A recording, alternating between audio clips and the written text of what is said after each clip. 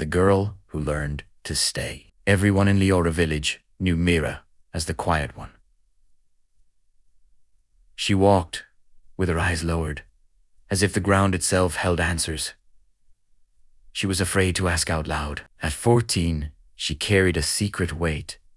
Mira believed she was ordinary in a world that rewarded only the loud, the brilliant, and the fearless. Her mother used to say, "You don't have to shine like the sun, Mira. Even a lamp can guide someone home." Mira nodded, but she didn't believe it. Lamps, she thought, were easily replaced. One summer, the river that fed the village began to dry. Crops cracked, wells whispered empty echoes, and hope thinned with the water. The elders argued daily in the square, big voices, big promises, no solutions. Mira listened from the edges, hands clenched, heart pounding with the thought she didn't dare share. Every morning before school, Mira walked farther than anyone else to a narrow bend where the river curved behind the hills. There, water still moved slow, stubborn, alive. She had followed its path once and discovered a blockage upstream, fallen rocks and tangled roots choking the flow. It was fixable. But it was heavy. Mira told herself. They won't listen. They never do. So she stayed quiet. Days passed.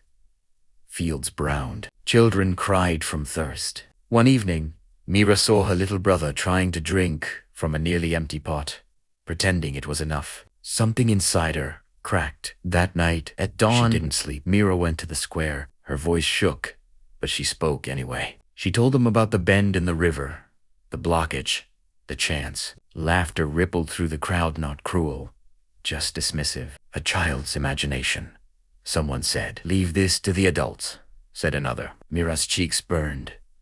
She could have run, say wanted to, but then she remembered her brother's pretending smile and her mother's words about lamps. I'll show you, Mira said softly. She went, alone. The sun climbed. Hours passed. By noon, her hands were raw, her back aching.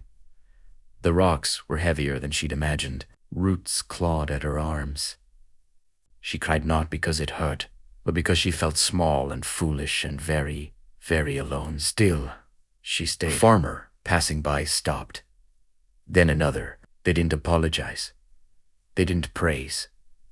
They just picked up rocks and helped. By evening, water surged free, laughing as it rushed downhill. The river returned to Leora village that night. No one called Mira ordinary after that. But the change wasn't just in how others saw her, it was in how she saw herself. She learned that Koristosan tialways ruar. Sometimes it trembles, works quietly, and refuses to leave. Years later, when Mira grew into a leader, she taught the children one simple lesson. Belief in yourself doesn't come before action, Sid told Tim. It comes because of it.